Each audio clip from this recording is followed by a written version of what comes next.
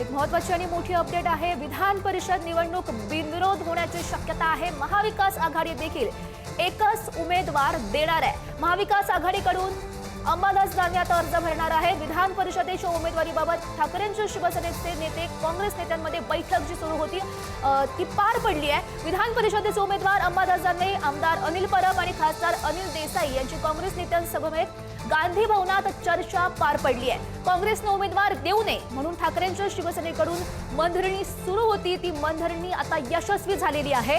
या सगळ्या संदर्भात अधिकची माहिती जाणून घेऊयात। आमचे प्रतिनिधी सुशांत सावंत आपल्या सोबत आहेत। सुशांत, गौरी, खरं तर काल ठाकरेंनी अंबादास दानवे यांची उमेदवारी जाहीर केल्यानंतर महाविकास आघाडीमध्ये वादाची ठिणगी पडली होती। अर्थात काँग्रेसने देखील म्हटलं होतं की आम्हाला न विचारता उमेदवारी जाहीर केलेली आहे, त्यामुळे आम्ही देखील विधान परिषदेच्या रिंगणात आमचा उमेदवार उतरवू, असं खरं तर काँग्रेसच्या नेत्यांनी सांगितलं होतं। हर्षवर्धन सकपाळ यांनी सांगितलं होतं।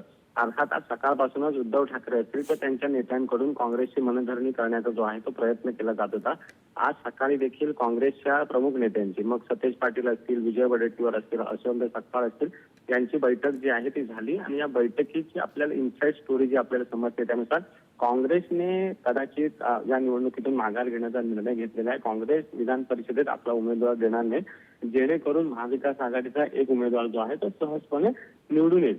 अर्थात यासाठी कमिटमेंट काय असणार आहे तर विरोधी पक्षनेतेपद, जे विधान परिषदेचं विरोधी पक्षनेतेपद जे आहे ते आपल्याकडे देण्यात यावं असे काँग्रेसची भूमिका आहे आणि याचमुळे कदाचित काँग्रेस या निवडणुकीमध्ये आपला उमेदवार उतरवणार नाही। त्यामुळे जी आत्ता माहिती मिळते, अर्थात 3 वाजेपर्यंत वेळ आहे उमेदवारी अर्ज भरायची।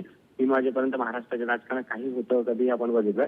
3 वाजेपर्यंत जर काँग्रेसने उमेदवारी अर्ज भरला नाही तर ही निवडणूक जी आहे ती बिनविरोध समजता येईल। मात्र आता जी आपल्याला माहिती मिळते खातेदार सूत्रांकडून ती म्हणजे महाविकास आघाडी आणि विशेषतः उद्धव ठाकरेंच्या शिवसेनेला काँग्रेसची मनधरणी करण्यात यश आल्याचं समजतंय। गौरी, बरोबर, नक्कीच सुशांत, तुम्ही म्हटल्याप्रमाणे ठाकरेंच्या शिवसेनेकडून काँग्रेसच्या नेत्यांची आता मनधरणी करण्यात यश आलेलं आहे आणि अखेर ठाकरेंच्या शिवसेनेच्या अंबादास दानवे यांचा मार्ग हा मोकळा झालाय। सुशांत, धन्यवाद दिलेल्या सगळ्या सविस्तर माहितीसाठी।